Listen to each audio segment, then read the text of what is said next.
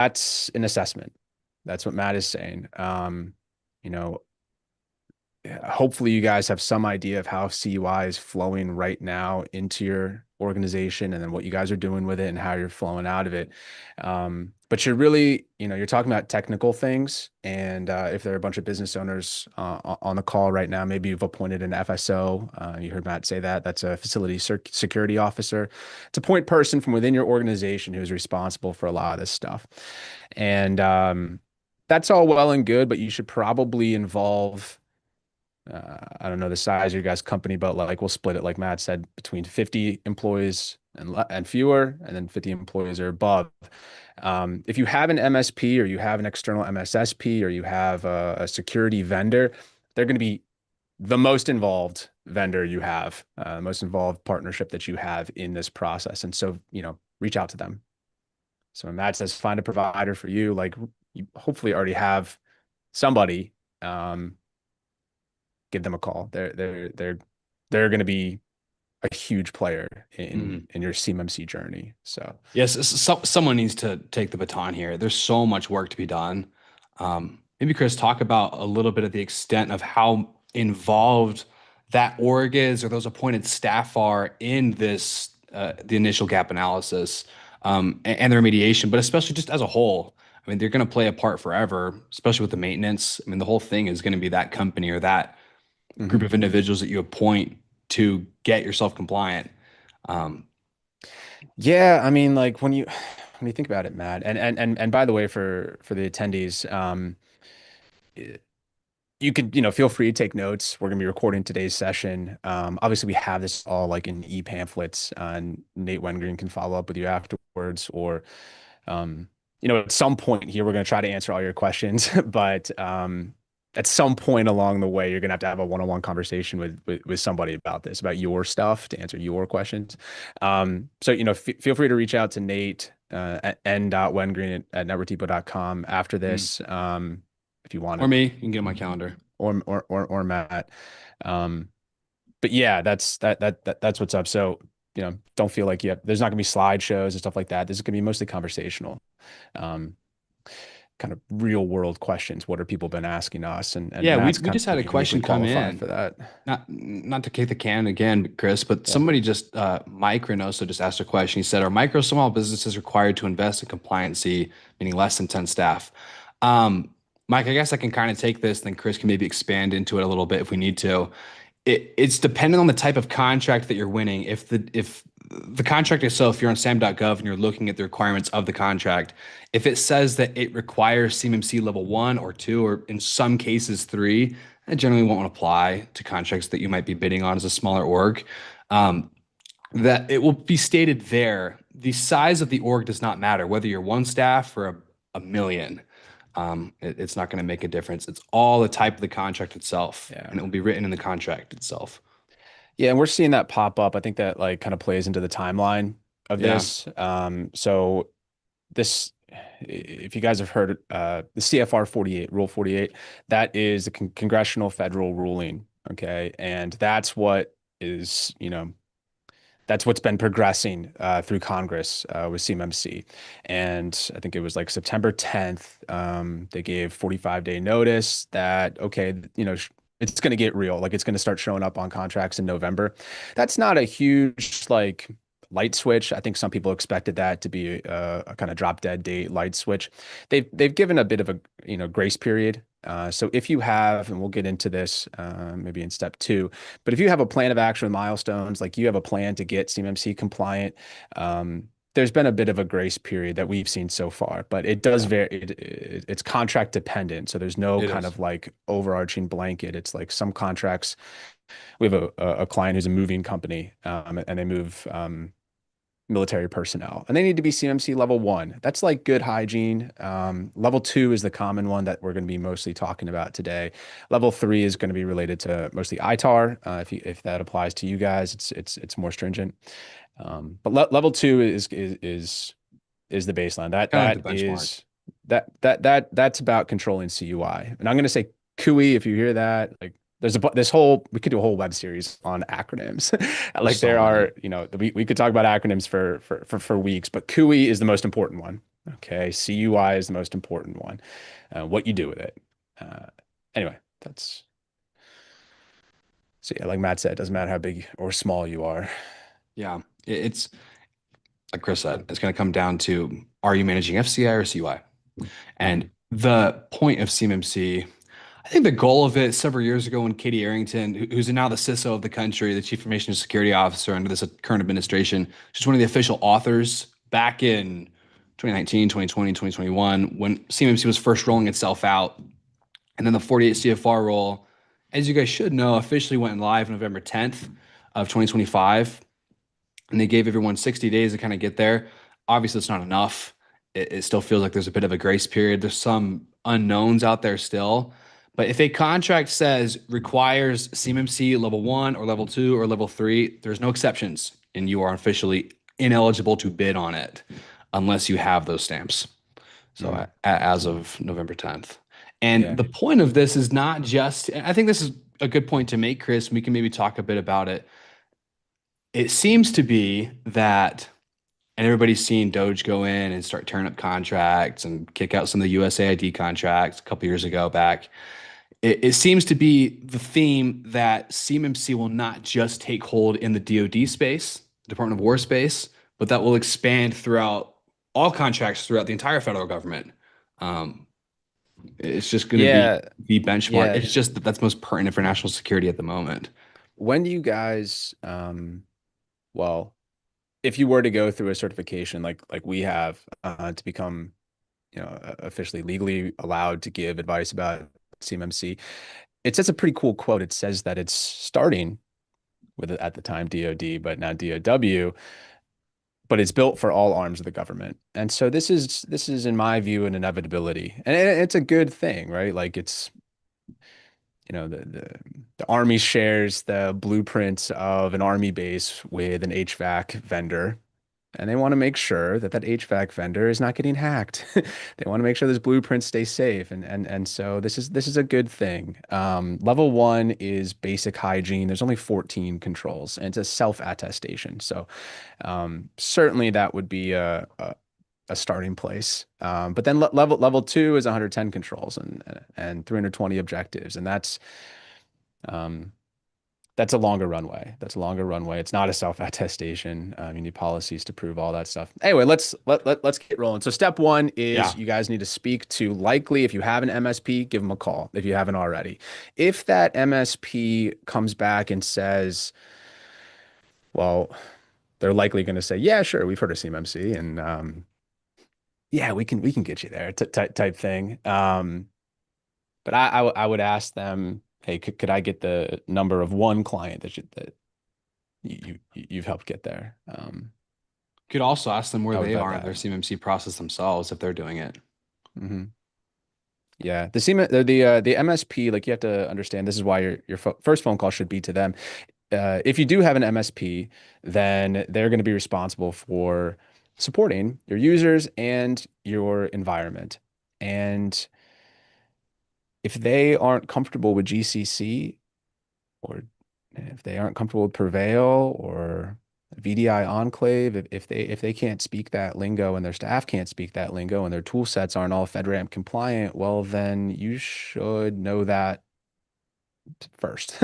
You should know Yeah. that first. The MSP plays a huge role in not just getting you there, kind of building the infrastructure, but then also supporting you and your users afterwards. So Mm. um, that's where I would start. That is step one to me.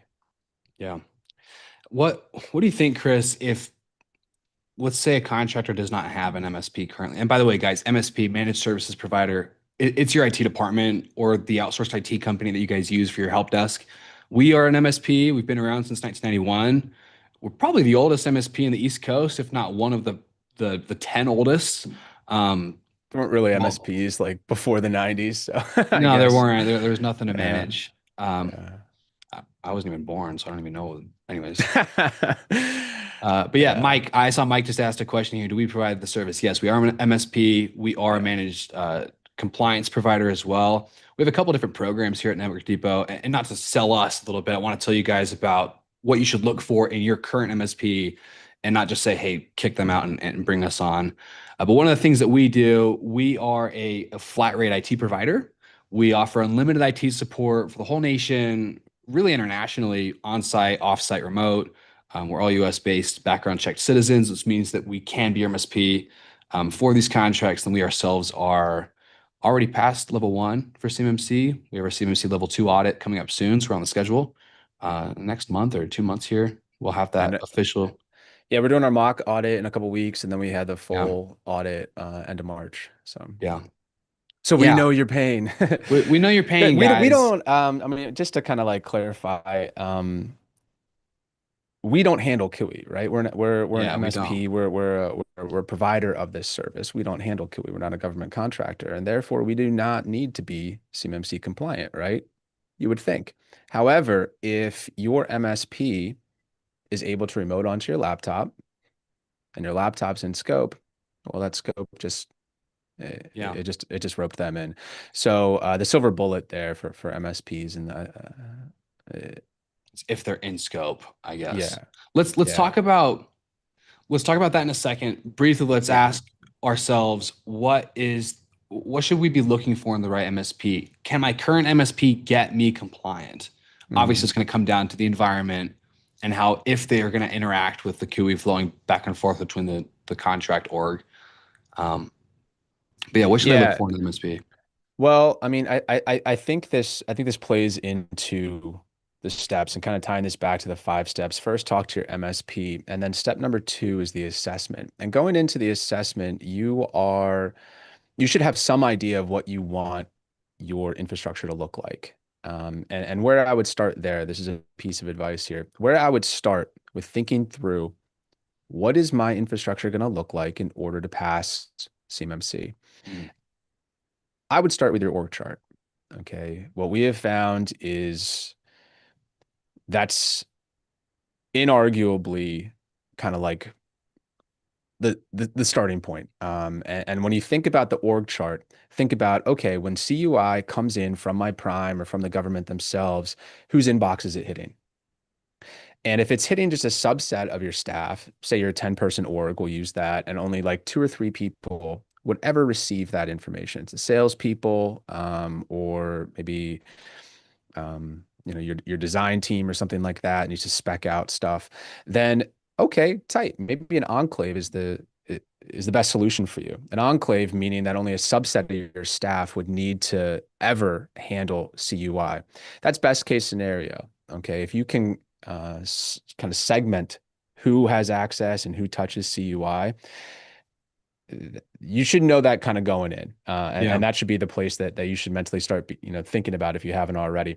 If unfortunately this happens, you know, relatively regularly, if unfortunately you can't really segment that off, and you're looking at your org chart and you're like, well, that person could touch it, and that person could touch it, and that person like kind of needs access to it, and that salesperson, and that, well, now we need to fulfill it. So like our engineers need to be on, if you can't segment it and it just kind of runs rampant, well, then maybe the whole org should be moving to GCC or VDI, and you should think through that. Um, the name of this game, and you're going to hear this throughout this call and the next two calls, this whole series, is limiting scope. Yeah. That's the game from here on out, is limiting your scope. If a So you save money and speed C3PAO, run this thing. There's the only two ways to yeah, do it. a C3PAO is a certified third-party assessor organization, is going to come in, and they're the ones responsible for eventually giving you that rubber stamp, and you are CMMC certified at that point. Okay. In order to get there, they're going to grade you on what's in scope. So let's limit that. And that's the name of the game. And you should have that mindset going into just even the assessment step two. So Yeah. L- Let's talk about, can we break down just very, very briefly the different types of environments? We say GCC, we say Prevail, we say VDI. mhm. What do those mean? Yeah, Um, yeah, and sure. yeah, just very briefly. Sure. So with CMMC level one, it's going to grade your entire organization. Okay. And so there is no like enclave for CMMC level one. So I'll start there. That's your whole org. And it's really it's 14 controls, but it's like housekeeping, like security best practices type Mm, stuff. And so likely you're not too far away from that right now. If like hopefully you're not too far away from that right now. And so okay, cool. You get your whole org up to there, rising tide. And then level two is it's 14 control groups or families is what they used to be called, control groups. And they're heavy policy and they are heavy technically, but the real workload is in demonstrating that you are compliant, that you are mm, enforcing those policies. And that's the difficult piece. And so at least we're finding that clients have they struggle the most with that part. Enforcing the policies, proving they're enforcing the policies, gathering the evidence, yeah, gathering the artifacts, preparing themselves for this audit. cool. Very cool. Um, do you want to dive in specific? What is GCC? What is Prevail? What is Yeah, VDI? yeah. Just very Um, high level. very, very, very, very briefly because we will touch on these. Prevail is, if you haven't heard of them, we're a Prevail partner. It's not really a plug for them, but it's a system built for handling CUI. And what it is it's a secure email and file repository. You don't need to switch, from Outlook or anything. Like it's a secure. You could think of it as a plugin, but it's more like a portal. And so it's a browser based. You go in there and you get your email kind of just as normal. However, it is secure. And then your file structure for CUI would live within that portal. And so it's an attractive option. And they're probably think they're $36 a mailbox, something like that. And then you Yeah. need an administrator mailbox, which I think is another 40. So cost wise, it's attractive. And then just kind of like ease of mind, it's attractive. There are certain downsides with that, but we can kind of get into that more like on a one-on-one or something like that, kind of deciding which option's the best for you. So that's Prevail. GCC, this is Microsoft's Government Community Cloud. Okay, when you hear GCC, that's what it is. It's essentially Azure. It's just Hmm. a different cages with different levels of security. So it's going to look and feel much like the commercial Azure, except it's going to have a higher level of security, and therefore, if your stuff is hosted there, it will meet CMMC level 2. So that's what most people do. Most people go Microsoft GCC. That's probably the most cost effective and ideal if you can get there. Probably suggest that one.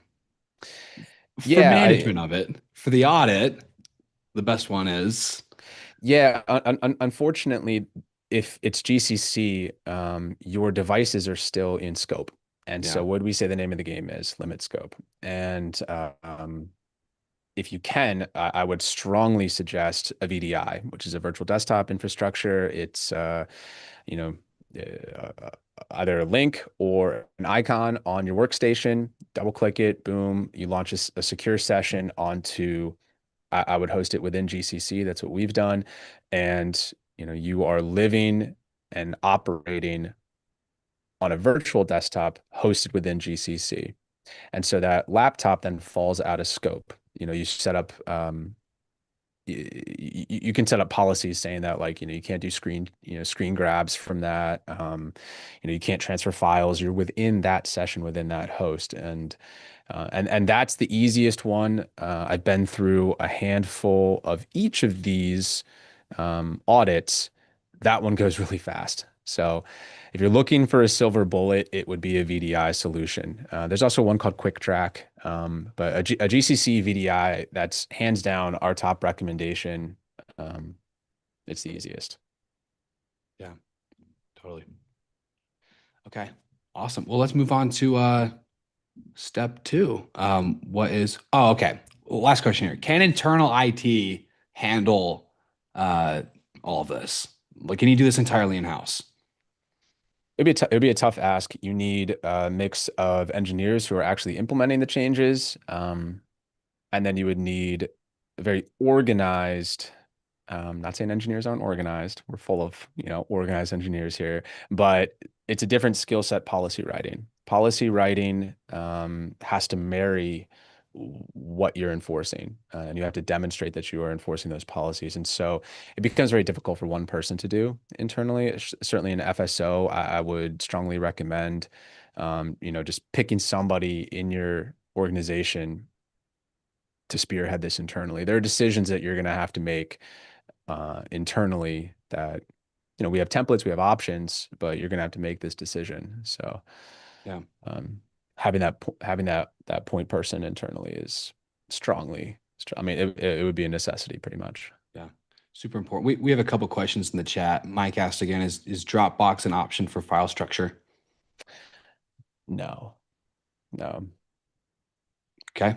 Dropbox is not FedRAMP approved. So Mm. that's, you run that risk. Any tool sets, by the way, that interact with CUI have to be FedRAMP compliant. It's important for us to kind of maybe define that really quickly. If you go onto the FedRAMP marketplace, you'll be able to search through different software and tool sets that are FedRAMP compliant. It's a big race right now. And I wouldn't trust a vendor that says, "Oh, it's on our roadmap to become FedRAMP compliant." Well, that could take a long time, and it's on Yeah. everyone's roadmap. So I would, just yeah, Yeah. I'm in.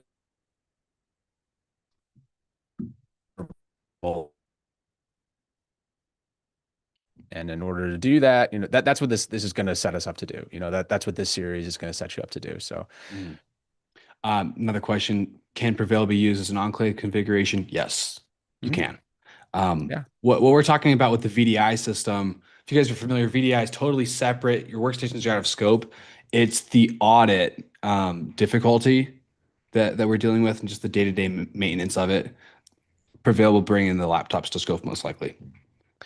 there's a toggle in Prevail that says like you can turn on the sync or turn off the sync. Obviously, it Yeah, needs to be off, right? I mean, unless you want your laptops in scope. yeah, If the sync is turned on, then your laptops are in scope.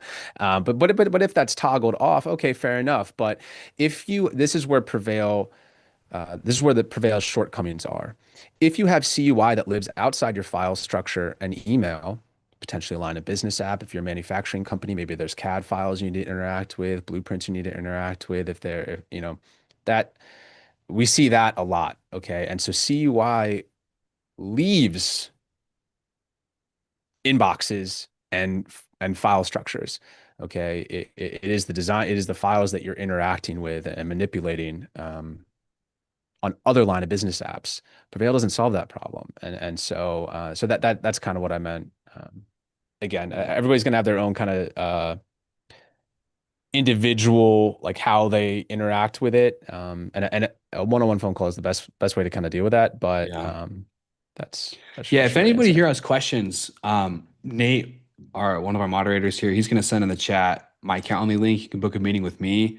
Um, Chris can join as well if he needs to, but I can help you guys define if what's going to be in scope, what's not, and probably what the best solution is going forward. And I can always bring in one of our very technical engineers.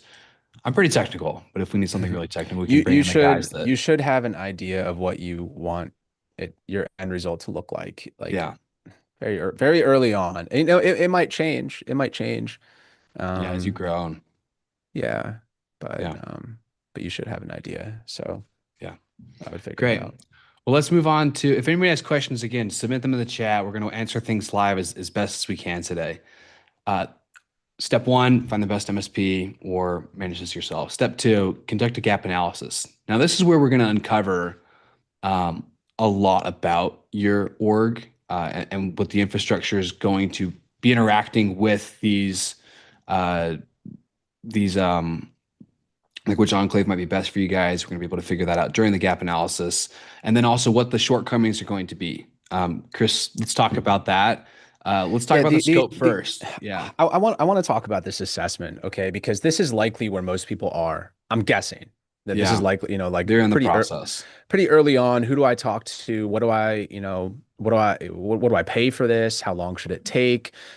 Who is responsible for doing this assessment? Those sort of questions, real world, like I'm guessing that applies to the majority of the people on the call. And this is where I see the biggest deviation of of knowledge really in the industry. There are some companies out there, and I've seen them, who will quote a $75,000 assessment to, a 50-person org, something like that, and it's going to take 4 months to run this assessment, and there's a bunch of scans and stuff involved, and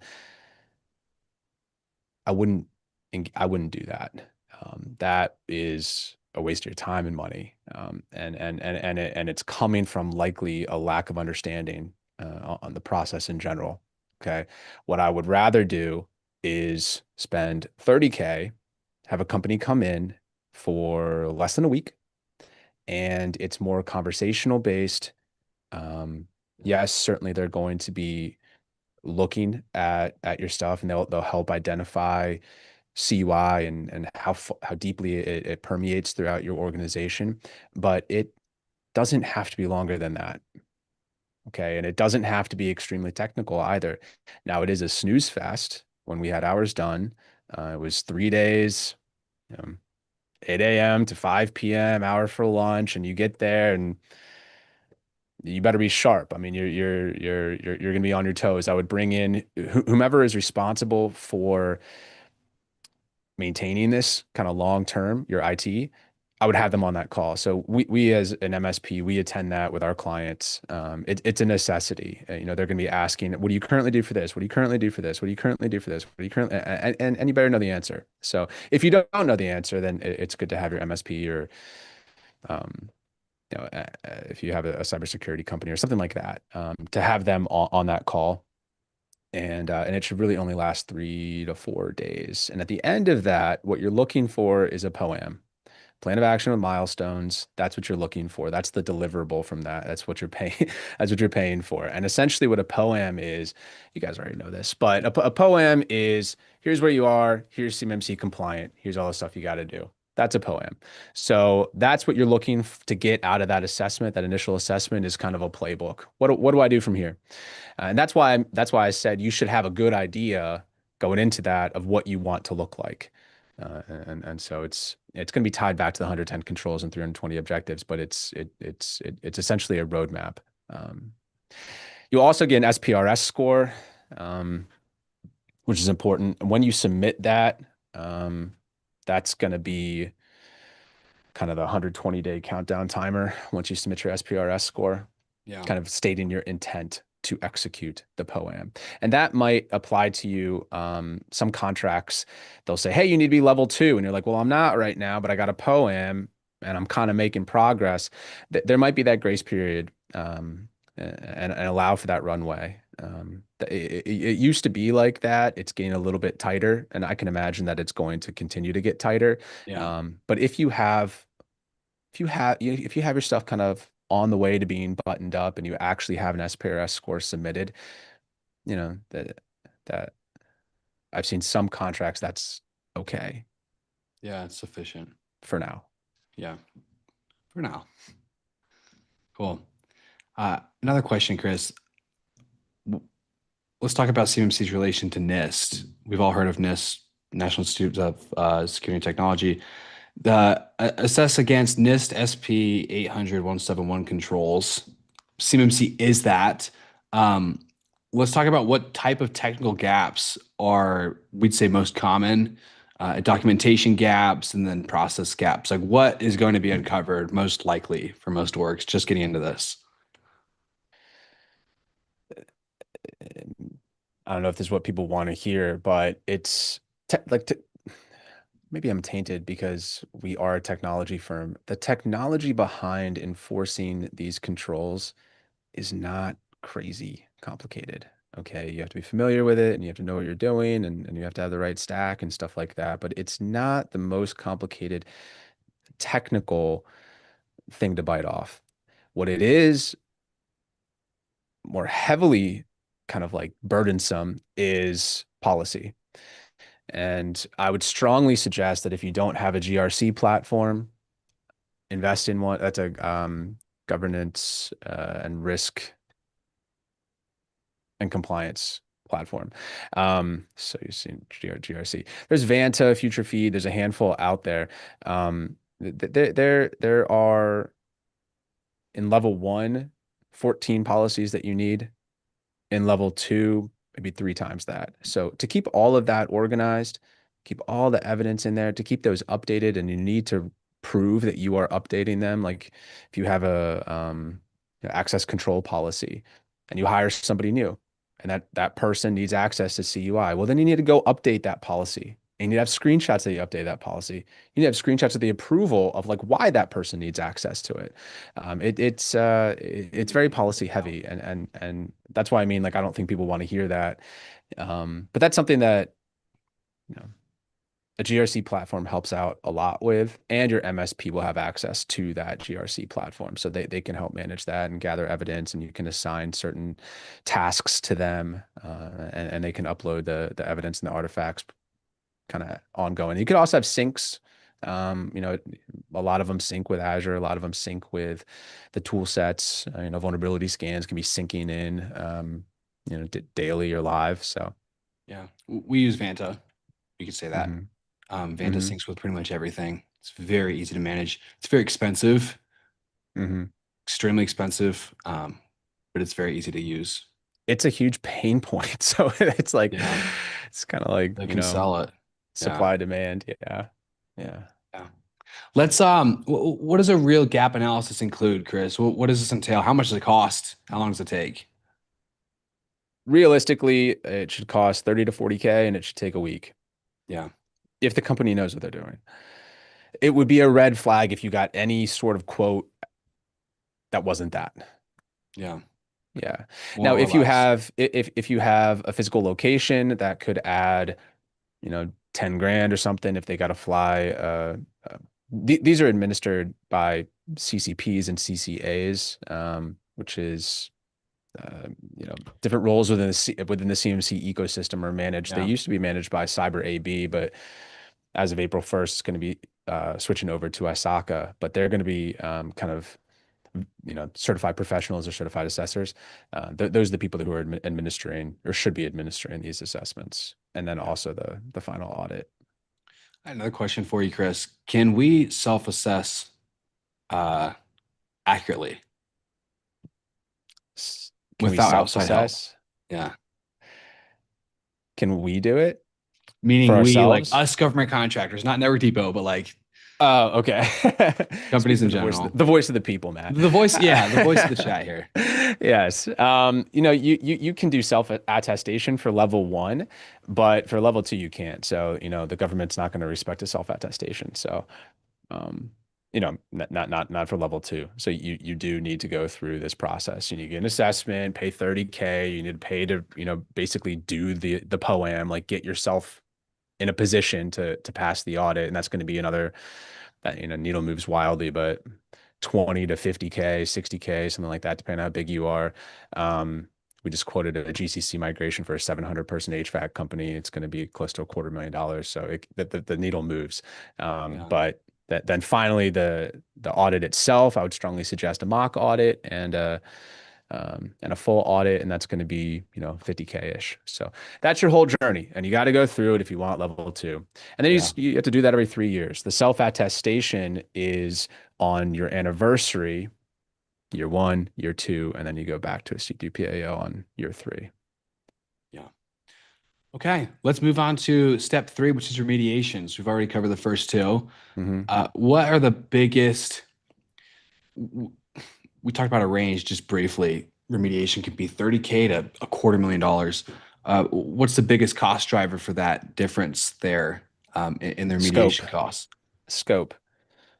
That I mean that's the name of the game, scope. So unfortunately for that client, CUI flows to everybody. There's no great controlled path of CUI. It's like this team needs to work on it, and that team is the salespeople, the engineers who are scoping it out, the design people who are building the thing, and then you have the manufacturing piece, and then you have the customer service. It's like that whole sort of arm, and Mhm. that's just that maybe that for the people on this call, maybe that's you, and if it is you, you have two options. You either take your entire company to GCC or rearrange the way that that stuff flows, and you carve out an enclave of individuals who, you know, can limit that scope to just those people. And then you need to pay, likely they're still doing commercial work and government work. And so you need to have a commercial uh, Microsoft environment, if you likely already have that. And then you would need to have a GCC one. So you're kind of double paying for those people. So that there is a breaking point there where it's just easier to go the full bore. But Mike just asked an awesome question. He said, "How do you control CUI to subs? It seems this is a weak point in the policy." it is, it is. You are responsible for, well, I'll put it this way. The government is going to share, well, what industry what was your name, Mike? Yeah, Mike, what do you guys What do? industry are you in?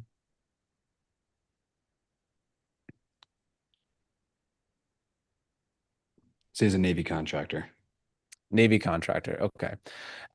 Well, I'll put it this way. I'll use like Andrews Air Force Base as an example. I think these things work well with an example. So that's kind of the reason I'm eliciting one. So if you are bidding on a contract to replace the heating and cooling of Hangar B at Andrews Air Force Base, okay, the government is going to be sharing information with you, specs of that hangar, power draw, blueprints potentially of the Navy base or the Mm. Air Force Base. Like this is sensitive information, and that would be CUI, right? That would be controlled, unclassified. It's not quite like top secret information, but it's CUI. And so they're going to be emailing that in. And they're not going to emailing it to you. They're going to go hire Clark Construction or Whiting Turner, or if you're in the DC area, they're going to hire a government contractor, a prime, maybe Booz Allen if it's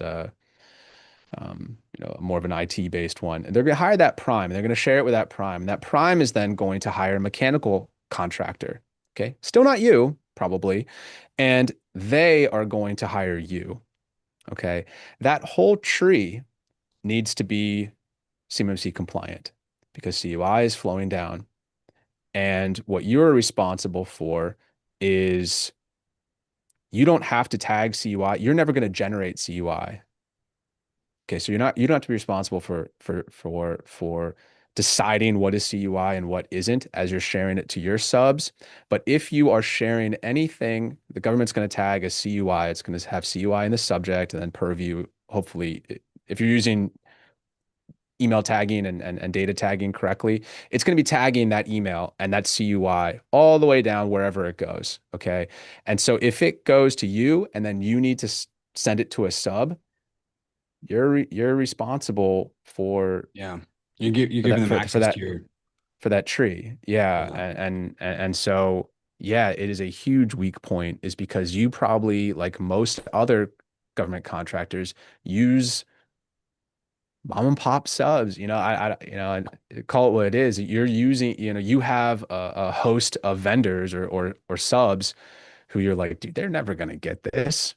And if that's the case, well, that is putting that tree at risk. If they Yeah. get hacked and if they have They're the most likely that to get CUI, hacked. yeah, then that whole tree Yeah, the is whole tree is compromised. gone. So yeah, so I agree it is a weak point. But it also, you know, this is a bit I don't know, self-serving statement, but like it's good for those who can get people compliant. So, Yeah. that's what we're here for. That's what we're here for the people who are struggling, that hire us, get level 2 in a box, type thing. So, So, so are there techniques to redact to transition from CUI? the Mike, what? maybe going a little bit deeper on that question. He asked, are there techniques to redact to transition from CUI? I think one more good thing to mention here, I mean, this is obvious, but subs are totally in scope when Hmm. CUI is passed down the tree. Hmm. Yeah. We'll wait for Mike to help us understand his question, and then I guess we'll move on to the audit itself. We can talk a little bit Well, more about readiness, but the remediation of the poem, like step 3, it that's going to be the longest runway of the process. Yeah. Okay. You should expect step three to take some time. The time is going to be determined by how experienced the organization is that you've hired to set up your infrastructure, however, the end goal is. And so that's why step one is like make sure whoever's doing that and is going to be responsible for that. Like make sure you know that early and make sure you have that organization picked out early because that's the biggest. I have found that CMMC doesn't matter to government contractors until they see it on a contract.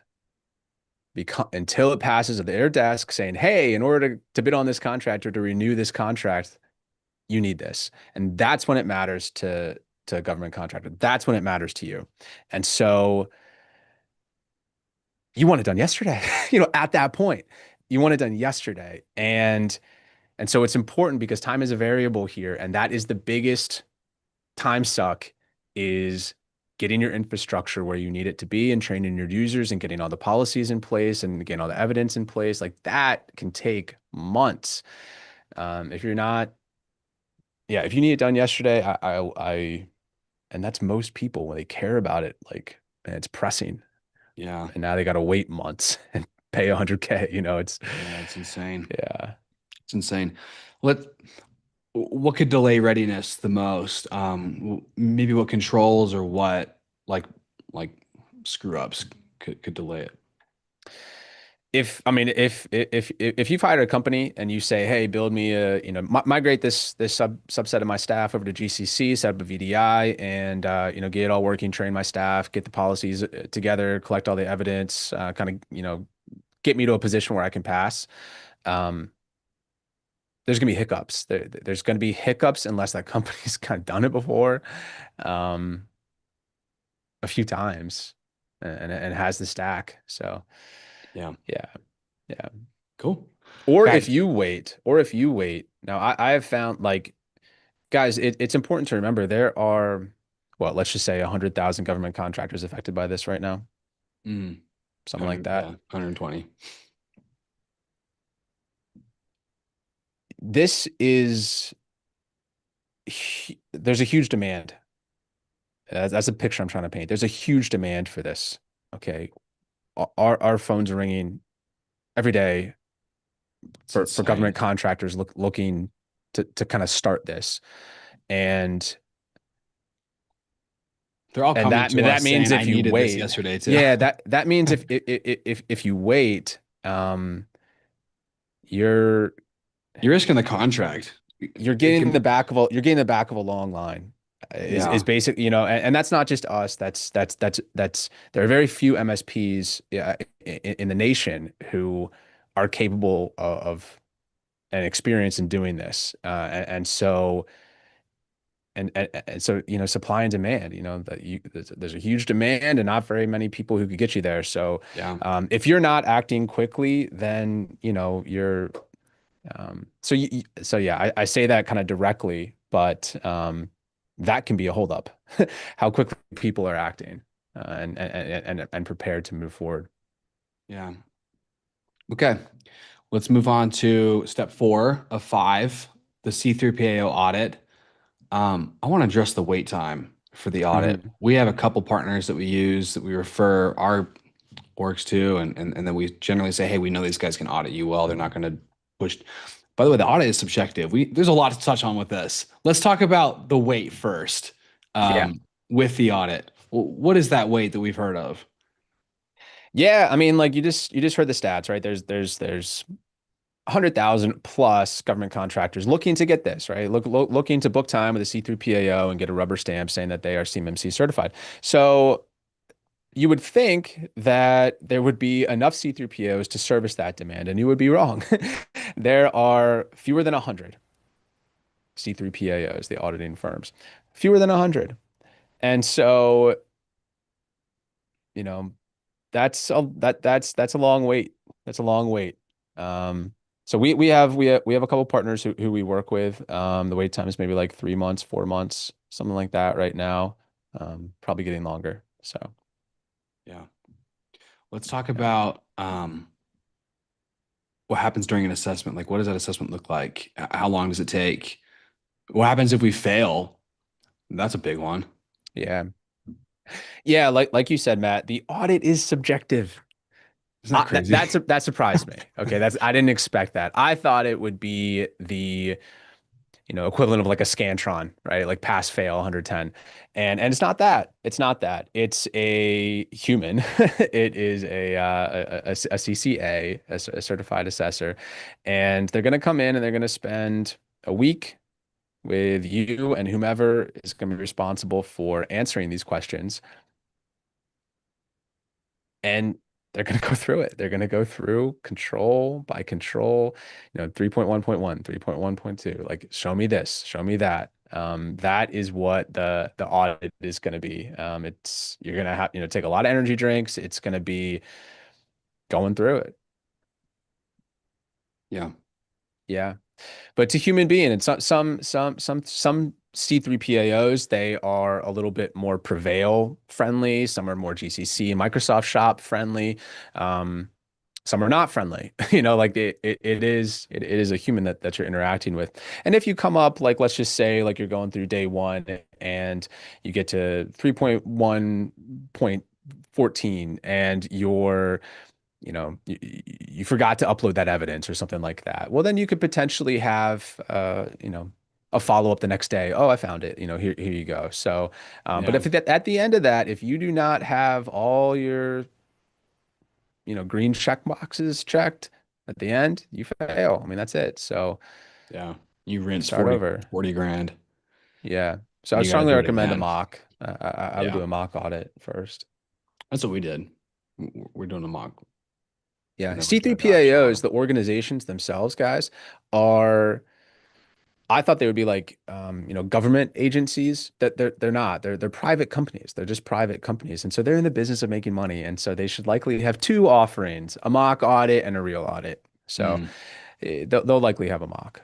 yeah. Though the mock does help a lot. You don't want to, Mm. the mock is significantly cheaper than the actual audit and doesn't risk failing the audit itself. It's still pretty It's not the one cheap, but the it's, ones I've attended are still pretty like serious, down to business. They're not there to waste time. They're busy. So yeah. it's down to business. I will say that I forgot to say this earlier. I will say going into that audit, you have to remember this is a stranger. They don't know your business. They don't know your customers. They don't know how you currently handle CUI. They don't know your line of business CRM that like, your uncle built 15 years ago. Like they don't know anything about you. And they're going to look first at a network diagram. They need to understand what you look like, and then that's mixed in with a CUI flowchart. How does it interact with this network diagram? That one page, if you were to spend time on anything, I would spend some time there. That they're going to hover on it, they're going to refer back to it. Like that is their source of truth. They're a stranger, they don't know you. They're going to look at that, and they're going to continue to look at that. Wait, are you telling me this? But then you said this workstation has access to that, so why isn't that? And, like they're going to make sure it's correct. So spend some time on the network diagram. Yeah, for sure. And then I guess the last question here is how should the company prepare for the C3PO to show up at the door? Like, what is that? What is, for us, it was like 3 days for the clients we have that have gone through it. What does it look like when they show up? They're down to business. I mean, you start 8 a.m., you and your team, hopefully, your MSP or whoever's kind of helped you get there. They're going to be on that call with you, and there's going to be one or two C3PAO employees, so either CCAs or CCPs, and they're going to be asking you questions immediately. I mean, you're gonna work through the control groups. Access control, that's the first that's the first control group. It's by far the heaviest. So they're likely going to start 3.1.1 and work their way down. Yeah. Yeah. And if you have a GRC platform, they will have had access to it already. You have granted them read access to it. So, leading up to the audit, so they have some level of understanding. Yeah. If you don't have a GRC platform, then I would suggest kind of organizing your policies and your evidence and artifacts in like a binder sort of format. Again, this is a stranger. And so when they get to 3.1.1, okay, what are you doing? Okay, see page 6, see page 4, see page, like it should tell them where to go. Mhm. It should be a glossary, basically. Yeah. Yeah. So, Cool. Well, let's say all goes well. Contractor passes the audit. mhm. What happens then? Yeah. So you pass the audit, champagne, right? Like, let's go. This is great. And then, the work doesn't stop. So, so you still need to, you know, fulfill what you say that you are doing. So if you have an incident response plan that says, if I get hacked, this is what I'm going to do. Well, you still need to do tabletop exercises demonstrating that you did that, right? You need to be documenting that. You still need to be running penetration tests and vulnerability scans, and there's still evidence that needs to be, you need to be reviewing your policies with timestamps. There's still a lot of work kind of day to day that you need to continue doing. Mm. Yeah. Let's talk about at least what we've seen. For us, there's a lot of controls that say like routine discussions and review of policy. What does that routine mean? How is that defined? This is kind of tying back into the audit, but how do you prove that during the audit? hmm Yeah, I mean, it'll say that a lot. It's like ambiguous on timing. So you would think they'd be like, okay, well, biannually, you need to run a pen test. Well, they don't say that. They say regularly. Yeah, Like just regularly. yeah. So, or you need to be regularly reviewing your access control policy. It doesn't say quarterly, but you need to regularly be doing it. And so, what they mean by that is when it comes time for audit, they're not going to take you at your word. Okay. You are guilty until proven innocent. And so it's not enough for you to be like, oh, yeah, like we reviewed this policy, you know, in January. Right. Okay. Well, show me the calendar invite and who was on it. Show me the meeting notes. Show me a screenshot of the updates to the policy and what was revised. That's for Yeah, like reviewing a policy, dude. Like I know it's insane. show me, okay, you're saying that you have MFA enforced. Great. Prove it. I want to see when John tried to log in. I want to see MFA screenshot that it challenged him. Yeah, Okay. I want to see him type in you say if he enters the password 3 times incorrectly, it locks him out. I want to see that. So you would have to take screenshots of John incorrectly entering that password 3 times and it locking him out. You see what I mean? You are innocent or you are guilty until proven innocent. Um, so yeah, so that's what I mean of like it's not enough to say you're enforcing stuff. You need to prove that you're enforcing stuff. That's what I mean. A lot of it's screenshots. yeah, a lot of it is. Let, as a leader, I'm sure most people on this call or on this webinar watching are probably owners or part owners or executives in some level, and they're going to be monitoring this and not necessarily doing it all themselves. How should leadership monitor this maintenance of compliance, and what should they kind of look for to make sure that they're not falling out of compliance, which means potentially Yeah. a lost contract or um, So this a is failed recompete? Yeah. CMMC is a business decision. Okay. You don't have to go get CMMC compliant. You could bid on contracts that don't require it. Um, and play the waiting game and hope it doesn't apply to you. So it is a business decision if you do want to pursue this, right? Because there's a return on investment that you're going to be looking for as a business owner. Okay. This is a headache and it's expensive and it takes time, focus, and energy. And it doesn't stop. Your staff is going to have to be trained on this. You might even have to switch some vendors around. This is not something. This is a business decision. It's not easy, and therefore, you have to weigh a decision. And for me, I wouldn't feel comfortable scheduling an audit unless I myself felt confident that we would pass. Yeah, absolutely. Okay. There, this isn't like a fear tactic, but it is reality. There is such thing as the False Claims Act. I think everybody's heard of that. So if you say that you are CMMC compliant, but you come get audited and it turns out you're not, like, you pass the initial audit and then like, a Go couple out of months later or compliance. something like that, you kind of like stop doing stuff, just like, I got it tight. I don't need to worry about that anymore.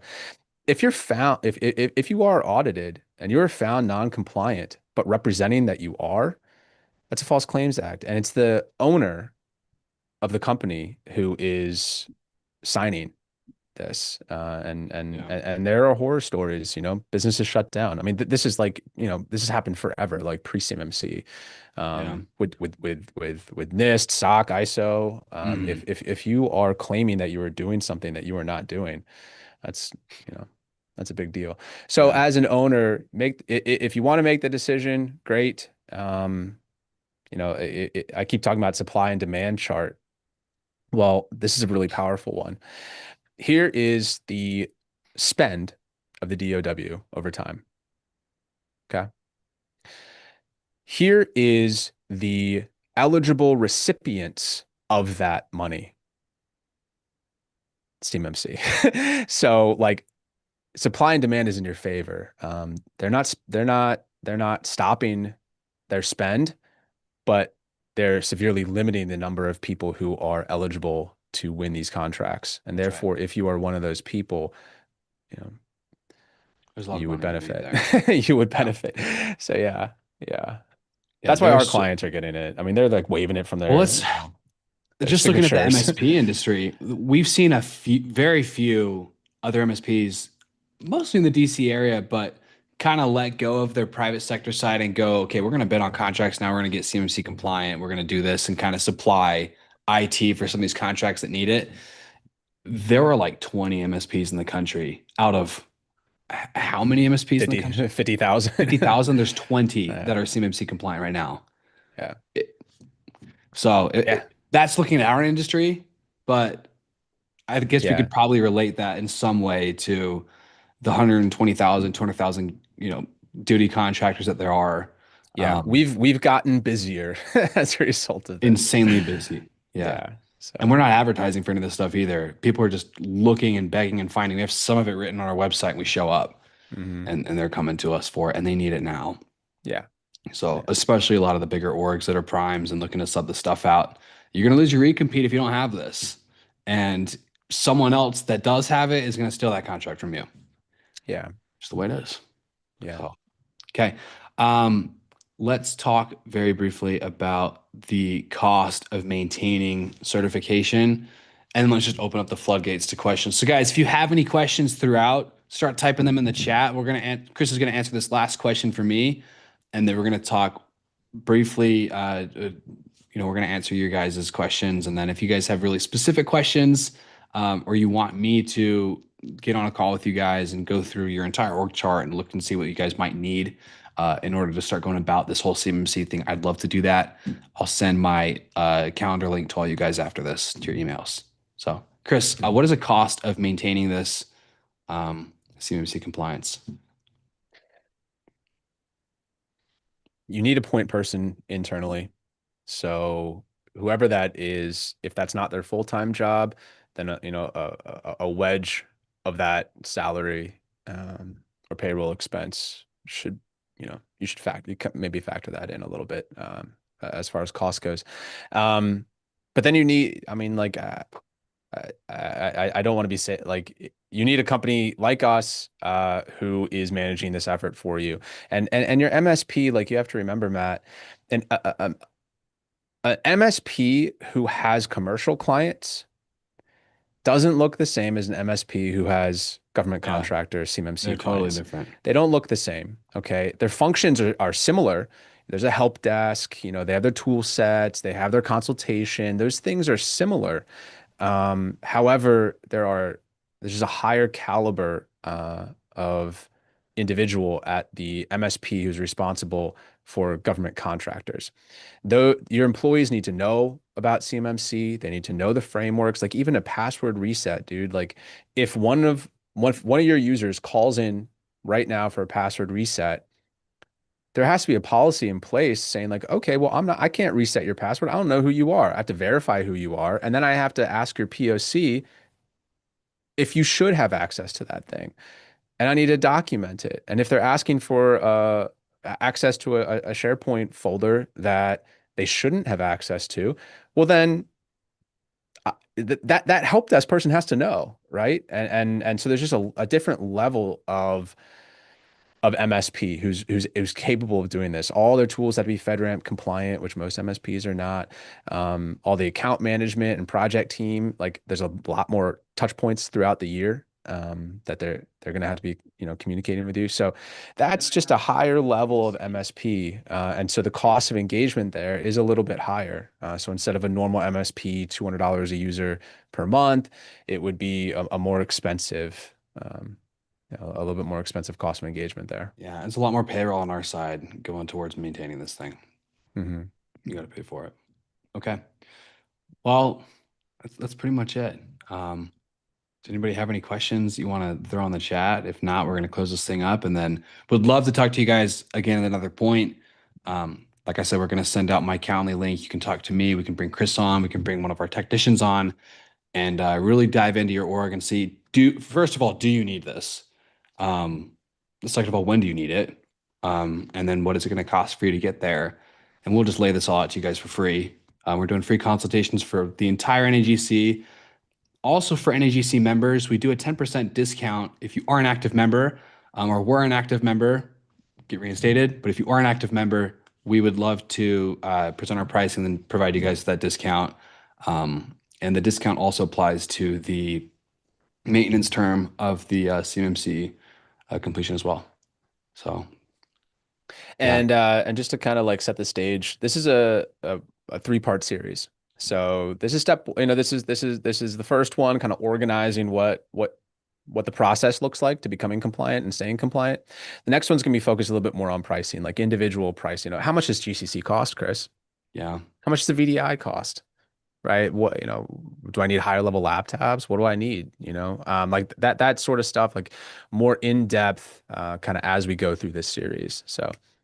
Yeah, 2 weeks from today, same time, we're going to be talking about that. And then the the third of the three-part series is going to be maintaining CMMC compliance, long-term strategy, how are things going to look 5 years from now, that sort of thing. Philip just asked, is there any documentation regarding this presentation segment that I'm not aware of that can be sent out to us?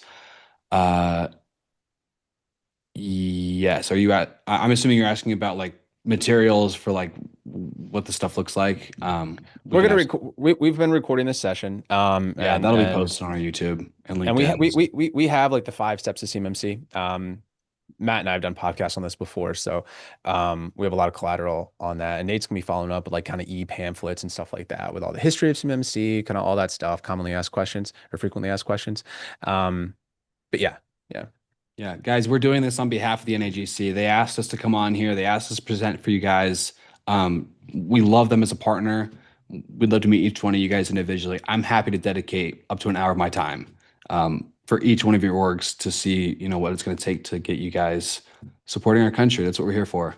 So, yeah, nice seeing everybody. Legit, this is like a legit good thing. Like I It's know it's so awesome. annoying, but tying it back to real world, like this is a legit good thing that honestly, it's like almost It's a like shame it took this embarrassingly long to get late here. for, Yeah. yeah.